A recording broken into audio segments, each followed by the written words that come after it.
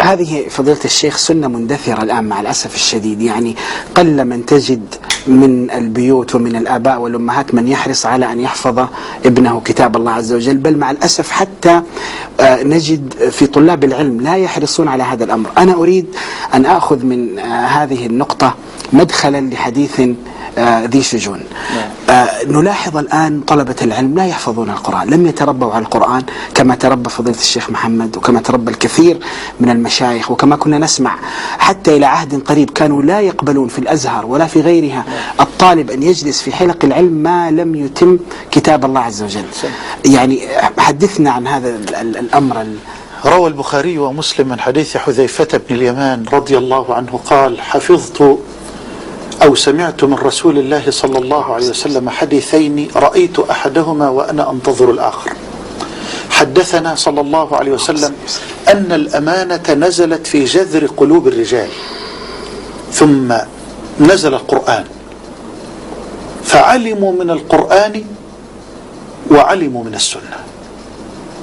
لاحظ، فعلموا من القرآن وعلموا من السنة. فأنا لا أتصور البتة أن أرى طالب علم يتجرأ على القول في أي باب من أبواب هذا العلم دون أن يكون قد حصل أصل الأدلة. بالضبط. فالأصل الأول للأدلة هو كتاب ربنا جل وعلا، ثم تأتي بعد ذلك سنة النبي صلى الله عليه وسلم. ولذلك أنا شخصيا لا أقبل طالبا بصورة ملازمة أو متخصصة إلا إذا طلبت منه ابتداء أن ينتهي أو أن ينهي حفظ كتاب الله جل وعلا.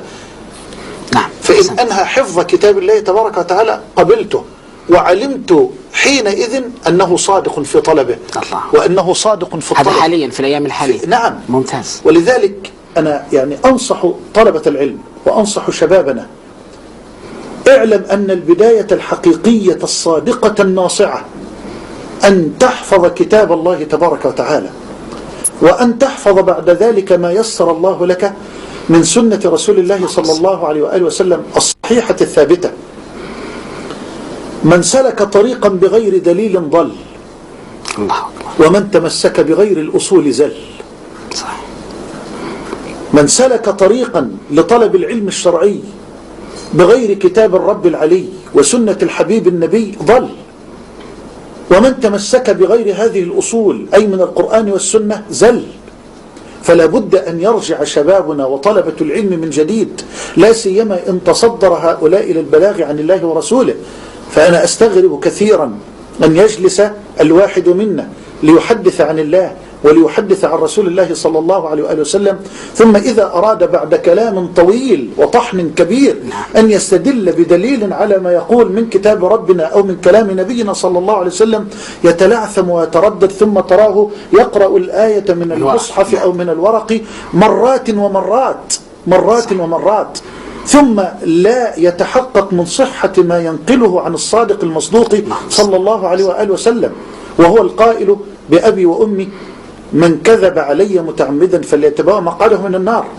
وما أجمل أن أذكر الحديث بطوله في الحديث في صحيح البخاري من حديث عبد الله بن عمرو رضي الله عنهما أنه صلى الله عليه وآله وسلم قال: بلغوا عني ولو آية، وحدثوا عن بني إسرائيل ولا حرج، ومن كذب علي متعمدا فليتبوأ مقعده من النار.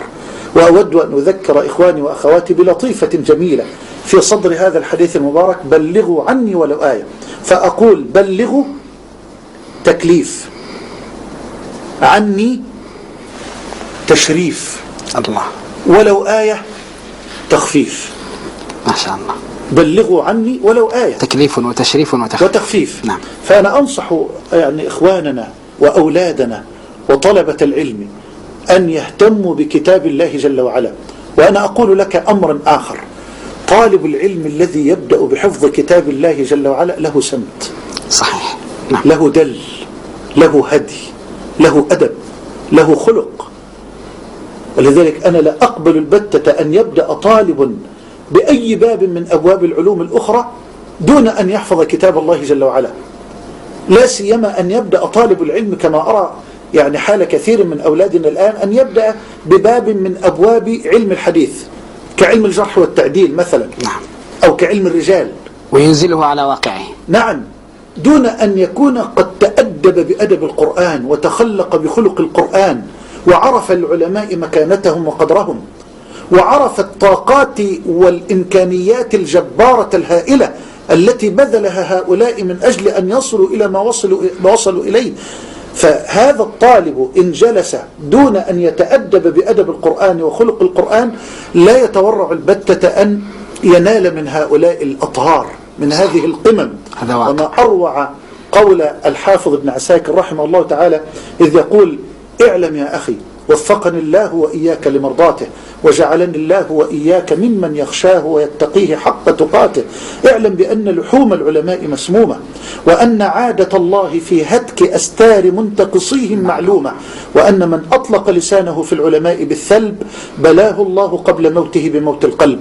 واسمح لي أن أذكر موقفا أثر في تأثيرا كبيرا. دخلت مكتبة من المكتبات فوجدت طالبا من طلابنا والله الذي لا إله غيره لما ينبت شاربه ولما تنبت لحيته بعد، فاقتربت منه وقد فتح المراجع الكبيرة بين يديه على الأرض، فاقتربت منه وأنا سعيد فرح وقلت: ما شاء الله، ماذا تصنع؟ أرى أمهات الكتب بين يدي. قال: أنا أحقق حديثا. قلت: ما شاء الله، مرة واحدة؟ متخريج ما هو تخريج، تحقيق. قلت: تحقق مرة واحدة؟ قال: نعم. قلت: وما هو الحديث الذي تحققه؟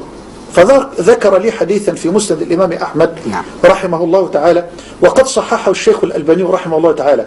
فقلت له: يا ولدي، هذا حديث صحيح، فلما تضيع وقتك وجهدك في تحقيق حديث صحيح أصلا؟ فإذ بالولد يرد علي ويقول: من صححه؟ قلت: الشيخ الألباني رحمه الله تعالى. قال: لا لا لا لا، أنا آسف، لأن الألباني كان متساهلا في التصحيح. الله أكبر. قلت: أغلق يا ولدي، بل قلت له: أغلق يا ولد، أغلق هذه الأوراق. وانفعلت عليه وضاق صدري وقلت: اقرأ عليه سورة المطففين، اقرأ. وانفعلت والله الذي لا إله غيره ما أحسن قراءة السورة. وهو يريد أن يحقق حديثا. أريد أن يحقق حديثا. فتصور أن يقتحم هذا الميدان بعض أولادنا ممن لم يتأدبوا بأدب القرآن ولا بخلق القرآن، حتما ستكون النتيجة